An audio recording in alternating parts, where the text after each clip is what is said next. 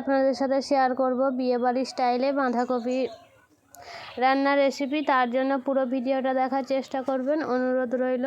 ভিডিওটা দেখে যদি রেসিপিটা আপনাদের ভালো লেগে থাকে তাহলে অবশ্যই একটা লাইক করে চ্যানেলটাকে প্লিজ সাবস্ক্রাইব করে দেবেন, কারণ যাতে পরের ভিডিওর নোটিফিকেশান প্রথমেই আপনার কাছে যায়। আর সাবস্ক্রাইব করলে আমারও ভিডিও বানানোর অনুপ্রেরণা জাগে। আসসালামু আলাইকুম, সকলেই কেমন আছেন? আলহামদুলিল্লাহ সকলেই ভালো আছেন, সুস্থ আছেন। আজ বাঁধাকপি আলুর রেসিপি আপনাদের সঙ্গে শেয়ার করছি। তার জন্য প্রথমে বাঁধাকপিটা রান্নার জন্য সরু সরু করে বাঁধাকপি কেটে নিয়েছি। এরপরে বাঁধাকপির আলুটাকে প্রথমে ভেজে নেব, ভাজলে স্বাদটা সুন্দর হতে হয়। তার জন্য কড়াইয়ে পরিমাণ মতো তেল দিয়ে তার মধ্যে পরিমাণ মতো লবণ ও হলুদ গুঁড়ো দিয়ে প্রথমে আলুটাকে 5 মিনিটের মতো সুন্দর করে ভেজে নেব, যতক্ষণ না আলুর ওপরের কালারটা একটু চেঞ্জ হয়ে আসছে।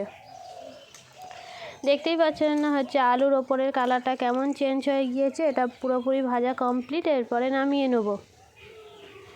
এরপরে রান্না করব, তেলেতেই রান্না করে নেব। তার জন্য 2টো তেজপাতা দিয়ে দিয়েছি।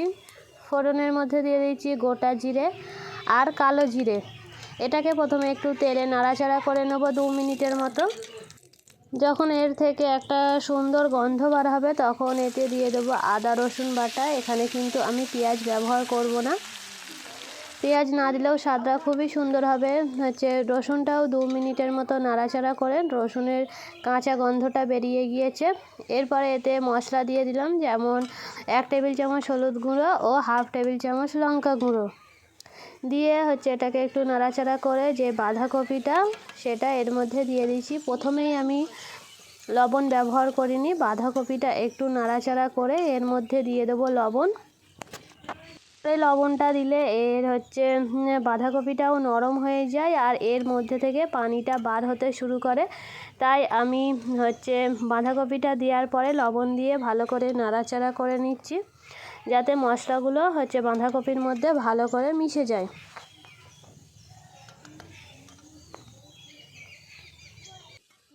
ভালো করে মশলার সঙ্গে নাড়াচাড়া করার পর এর মধ্যে ওপর থেকে দিয়ে দিচ্ছি একটা বড় সাইজের টমেটো, দিয়ে দিলাম মটরশুঁটি,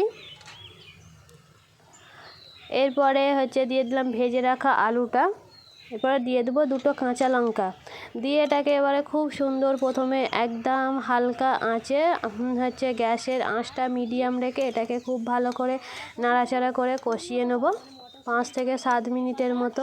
এটিতে প্রথমে 5 মিনিটের মতো পানি না দিয়েই ভালো করে কষে নেব। এটা কিছুক্ষণ 5 মিনিটের মতো পানি ছাড়াই খুব ভালো করে কষিয়ে নিয়েছি। কষতে কষতে আলুটাও প্রায় সেদ্ধ হয়ে গিয়েছে। এরপর এতে অল্প করে পানি দিয়ে কিছুক্ষণ এটা সেদ্ধর জন্য আবারও 5 মিনিটের মতো ঢাকনা দিয়ে রেখে দেবো। একদম অল্প পরিমাণ পানি দিতে হবে, বেশি পরিমাণ পানি দিলে তরকারির স্বাদটাই নষ্ট হয়ে যাবে।